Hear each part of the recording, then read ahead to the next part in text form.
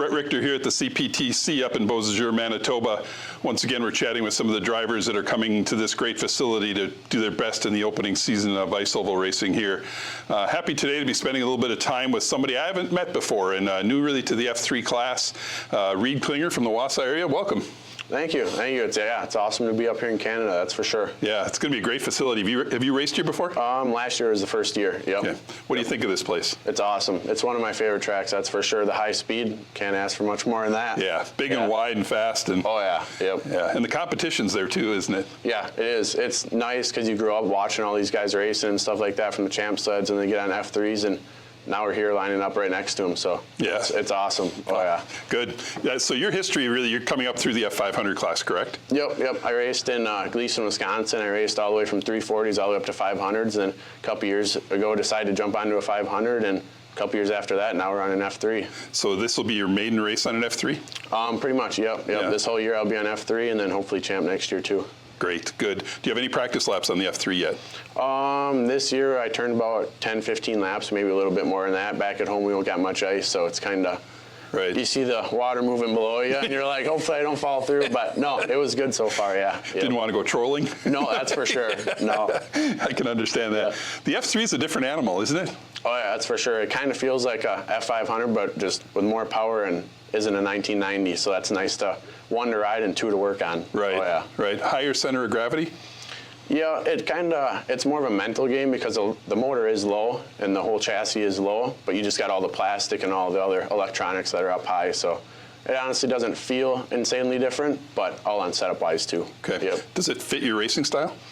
It does, yep. And then it's nice too, you can make small adjustments with being newer shocks and stuff like that, being an A-arm sled that you can kind of completely set it up to how you like it. Yep. Sure. When you're racing, I don't know who you talked to back in your trailer, but are you a horsepower person or are you a handling person? What's the first thing that you want from the guys back in the trailer? The guys in the trailer, they know all about the horsepower and the clutching and everything like that, and I just like to, I come from a motocross background, so I rode dirt bikes my whole life and stuff like that, still do, so I'm on the part of handling. So they take care of the horsepower, and then I just jump on and just ride it, and just tell them how I make fine-tune adjustments on the handling side for that. So it works perfect, yeah. It's amazing. I think that most of the general audience, I don't think, understands how much a small adjustment can really impact the way that a machine drives when you enter a corner at 80, 90, or 100 miles an hour. Oh yeah, it's crazy. And coming into this weekend, I believe we got all the handling down, the speed down, and it's just getting off the line. Mm-hmm. So just those small tune adjustments from last year, we're kind of getting more and more better at it, and then you're up against these guys that have how many years on the sled, so we're trying to catch up, that's for sure. Yeah, it's going to be a strong learning curve and a quick one. Yep. Oftentimes when you approach the starting line, people in the stands don't understand this popping noise they're hearing. Yep. Can you tell people a little bit about what's going on with the sled when they're doing that? Yeah, so when we do that, it's just heating up the pipe. So basically you want to get it up to a really high temperature and then your desired temperature. So then that's kind of your baseline. So then you can adjust that, so get your pipe a little hotter or a little less, depending on how the ice conditions are too. So if you get it really hot, it'll launch harder. If you don't get it as hot, it'll take off a little, not as aggressive, so that way if the ice is soft or stuff like that, you can kind of play with the traction there too. So in order for that to happen, are you intentionally making your engine backfire? Yep. You're kind of just like retarding the engine, so that way it just makes that cool sound and also helps you out a little bit. Yeah.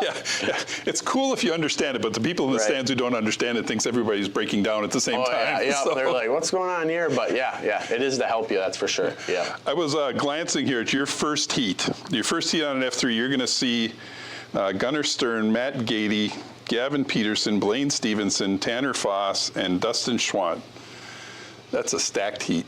Oh yeah, no, I like seeing stuff like that because for one, with the F3 class, especially those guys, you can trust them. You can trust running inches from them.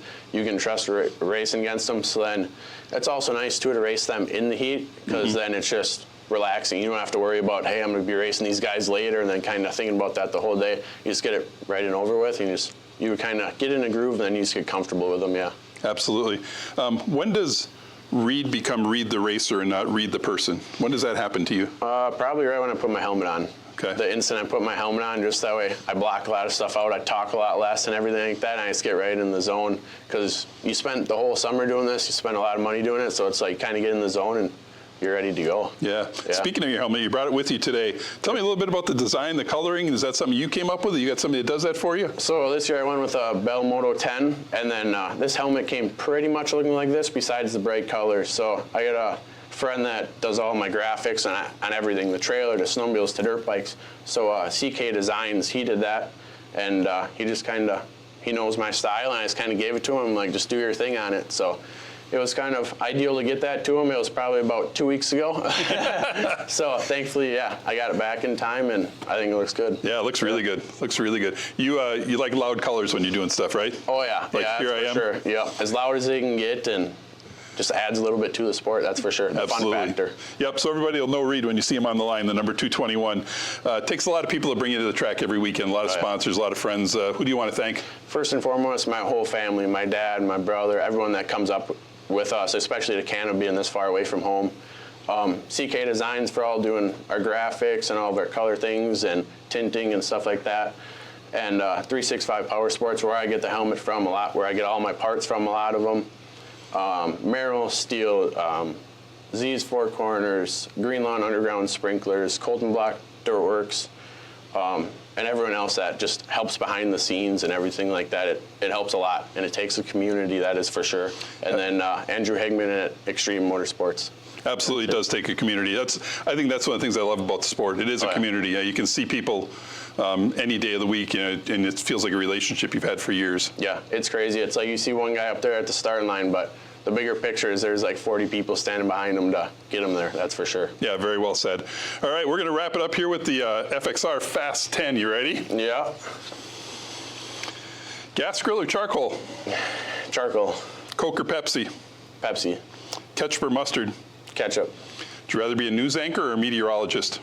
Meteorologist. Rather play darts or pool? Pool. Drive the interstate or the back roads? Back roads. Prefer to swim in a pool or a lake? Definitely a pool. Don't know if you play them, but would you rather be guitar or keyboards?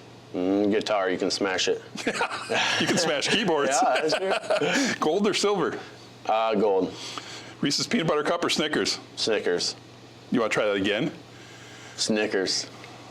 We're going to have to talk to Chris about editing. Best of luck this weekend. I hope you have a safe weekend. I hope you find yourself really entrenched in that F3 sled. And I mean, obviously, you're looking for the WC here coming down the road. So, let's have a good weekend, a safe weekend, and put the power to it and, see where you go. That's for sure. Thank you. Best of luck. I enjoyed it. All right, good. Thank you. Have a good day. You too. All right, that's Reed Klinger, driver of the number 221 F3. He will show up in race number 8 on tomorrow's program.